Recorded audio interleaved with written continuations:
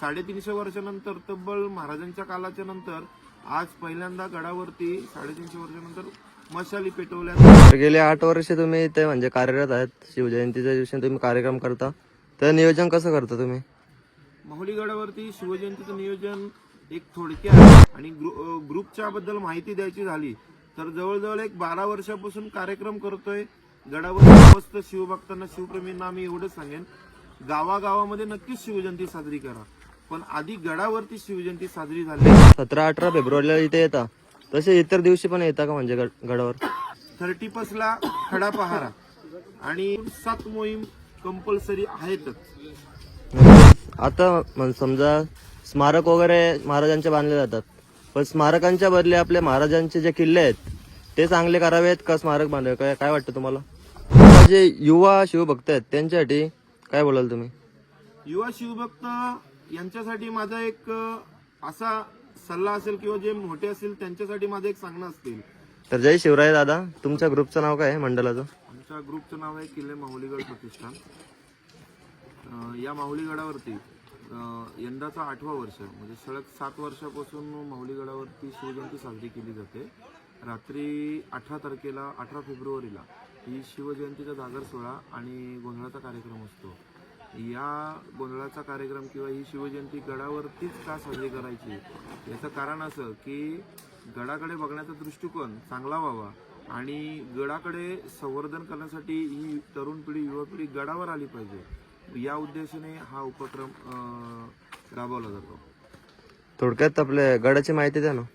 या गडाची माहिती थोडक्यात अशी आहे की हा निजामशाहीच्या काळामध्ये म्हणजे ज्यावेळेस मोगलशाही, निजामशाही, आदिलशाही ह्या 5 शाह्या होत्या, त्यावेळेस या गडाचं महत्व, निजामशाहीचा महत्वाचा किल्ला म्हणून हा माहुली किल्ला होता. या माहुली किल्ल्याला शहाजी महाराज साहेब, राजमाता जिजाऊमा साहेब आणि छत्रपती शिवाजी महाराज यांचा एकत्रितरित्या म्हणजे या तिघांचा एकत्रितरित्या सहवास लाभलेला हा एकमेव माहुली गड आहे. या गडाबद्दल बोलायचं झालं तर या गडाची खूप मोठी भव्यता आहे. पलसगड, माहुलीगड आणि भंडारगड असे 3 गड आहेत आणि या हा गड एकच असून महाराजांनी पुरंदरच्या तहामध्ये, जो पुरंदरचा तह झाला त्या तहामध्ये स्वराज्यातील 23 किल्ले द्यावे लागले. त्या 23 किल्ल्यांमध्ये या गडाचा उल्लेख केलेला आहे आणि या गडाचे 1 सातबारे जे 3 सातबारे महाराजांनी दाखवलेले आहेत. या गडाचा पहिला महादरवाजा तुम्ही बघू शकता. हा महादरवाजा गोमुखी आहे. महाराजांनी जेवढ्या गड किल्ल्यांचं बांधकाम केलंय त्याचं जो महादरवाजा आहे हा गोमुखीच केलेला आहे. गोमुखी म्हणजे किती बलाढ्य हत्ती, किती बलाढ्य शत्रू जरी आला तरी त्याला पटकन गडाचा महादरवाजा दिसू शकत नाही, कारण की गडाचा महादरवाजा हा मजबूत असेल तर तुमचा गड मजबूत आहे. तसेच या गडाला खूप मोठी तटबंदी सुद्धा होती. कालांतराने ही तटबंदी पूर्ण नाहीशी झालेली आहे. गणेश दरवाजा आहे, हनुमान दरवाजा आहे, कल्याण दरवाजा आहे, भटोबा सुलका आहे, हनुमान टाके आहे, असे अनेक पिण्याच्या पाण्याचे कुंड तुम्हाला या गडावरती दिसतील. आणि या गडाबद्दल थोडक्यात सांगायचं झालं तर लोकांच्या मनात एवढंच आहे की माहुली गड म्हणजे 3 तास लागतात चढायला, पण ही गोष्ट साफ खोटी आहे. तुम्ही जर सकाळच्या वेळेला येणार तर तुम्हाला 1.5 तासामध्ये हा गड सर होईल. तुम्ही संध्याकाळी येणार तरी तुम्हाला 1.5 तासातच होणार, पण आपली कॅपॅसिटी जर जेवढी असेल तर 3 तास लागणारच आहेत. त्याच्यामुळे कोणी या शब्दावर विश्वास ठेवू नका की माहुली गड चढायला 3 तास लागतात. 1.5 तासामध्ये तुम्ही आरामात गड चढू शकता. गडाच्या रस्त्यावर गड चढत असताना रस्त्याला कुठेही पाणी नाहीये, पण गडावर आल्याच्या नंतर तुम्हाला एक चांगला पाण्याचा झरा, पुष्करणी आहे, ते पिण्यायोग्य आहे आणि तेच पाणी गडावरती पिलं जातं. नक्कीच दादा, तर गेले 8 वर्ष तुम्ही इथे म्हणजे कार्यरत आहेत. शिवजयंतीच्या दिवशी तुम्ही कार्यक्रम करता, तर नियोजन कसं करता तुम्ही? माहुली गडावरती शिवजयंतीचं नियोजन एक थोडक्यात 17 तारखेला रात्री गड चढाई होते. 18 तारखेला गडावरती सकाळी सजावटीचा कार्यक्रम, साफसफाईचा कार्यक्रम किंवा या सगळ्या गोष्टी केल्या जातात आणि त्याच्यानंतर दुपारी गड सजावट केली जाते. गड सजावट झाल्याच्या नंतर रात्री 8 ते 9 याच्या दरम्यान जेवण होऊन 9:30च्या दरम्यान आपण गडावरती गोंधळाचा कार्यक्रम चालू करतो. दरवर्षी गोंधळाचा कार्यक्रम केला जातो आणि यावर्षी 2025 यावर्षी आपण गडावरती मशाली दिवट्या नाचवलेल्या आहेत. 350 वर्षानंतर, तब्बल महाराजांच्या कालाच्या नंतर आज पहिल्यांदा गडावरती 350 वर्षानंतर मशाली पेटवल्यात आणि त्या दिवट्या नाचवल्या गेल्यात. आई तुळजाभवानीचा संबळ वाजवला गेला. असे उपक्रम आम्ही माहुली गडावरती करत असतो. त्यानंतर 19 फेब्रुवारी या दिवशी सकाळी विधिवत पूजा, जी महाराजांची जी मूर्ती स्थापन केलेली आहे त्या मूर्तीला देखील 8 वर्ष झालेले आहेत आणि ती मूर्ती एका रात्रीमध्ये माहुली गडाच्या शिलेदारांनी बसवलेली आहे. यानंतर माहुली गडावरती जी 19 फेब्रुवारीची शिवजयंती होते, ही शिवजयंती फक्त साजरी न होता दीपोत्सव कार्यक्रम म्हणजे दिवाळीचा जो पहिला दिवस असतो, आपण महाराजांच्या चरणी ज्या गड किल्ल्यांमुळे आपण दिवाळी आपले सण साजरे करतो, त्या गडांना अंधारात न ठेवता हा दीपोत्सवचा कार्यक्रम सुद्धा प्रतिष्ठानच्या माध्यमातून साजरा केला जातो.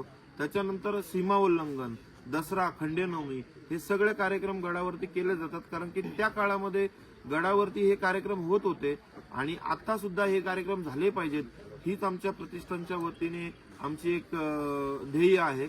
आणि समस्त शिवभक्तांना, शिवप्रेमींना आम्ही एवढंच सांगेन, गावागावामध्ये नक्कीच शिवजयंती साजरी करा, पण आधी गडावरती शिवजयंती साजरी झाली पाहिजे. म्हणून दिनांक 18 तारीख या दिवशी माहुली गडावरती आपण इथून मशाल घेऊन जाणे असे आम्ही प्रतिष्ठानच्या माध्यमातून, या व्हिडिओच्या माध्यमातून सगळ्या शिवभक्तांना आवाहन करत आहे. थोडक्यात दादा तुमच्या ग्रुपची माहिती द्या ना.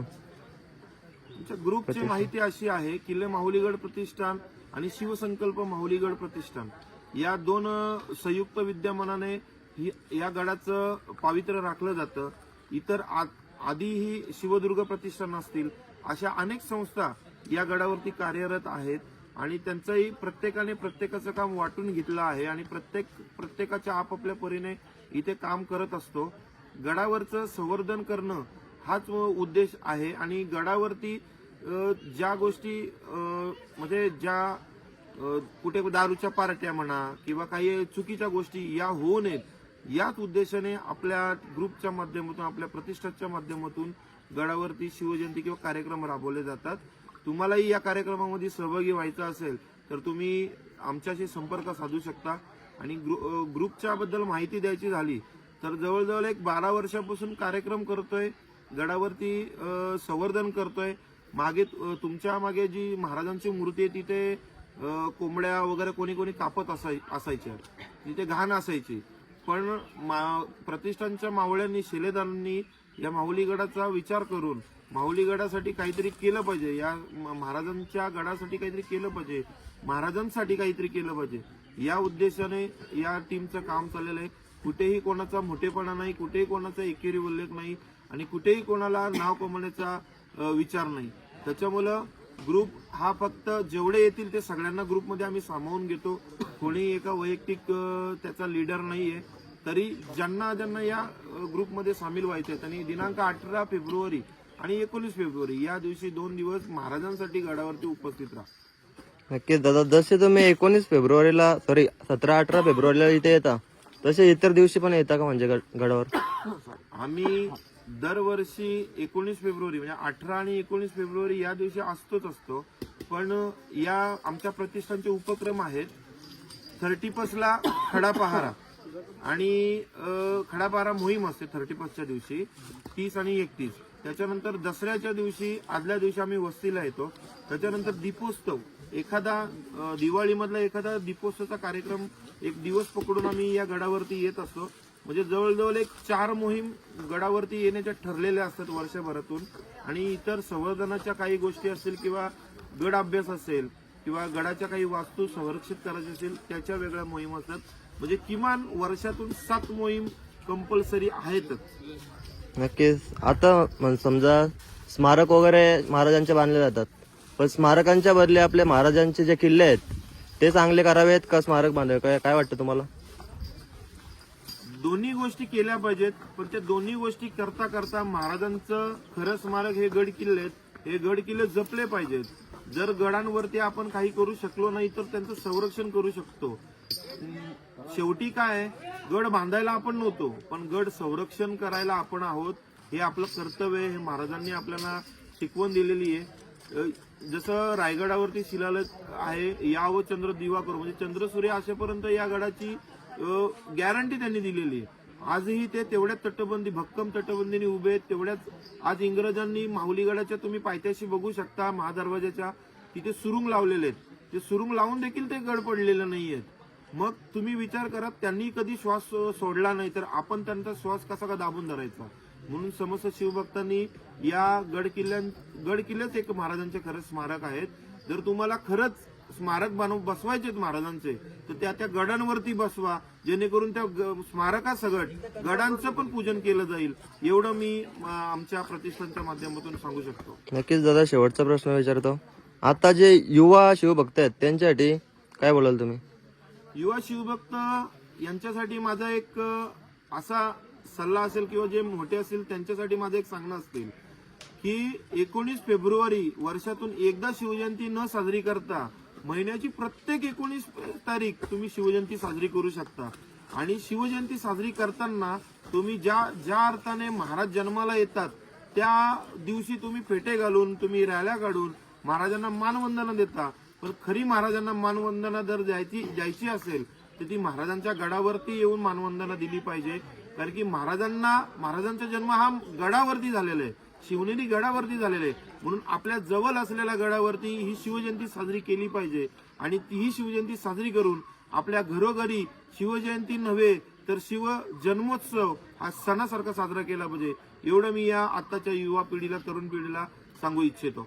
नक्कीच दादा, धन्यवाद तुमचा वेळ दिल्याबद्दल. छत्रपती शिवाजी महाराज की जय. छत्रपती संभाजी महाराज की जय. भारत माता की जय. हिंदू धर्म की जय. जय शिवराय. जय शिवराय.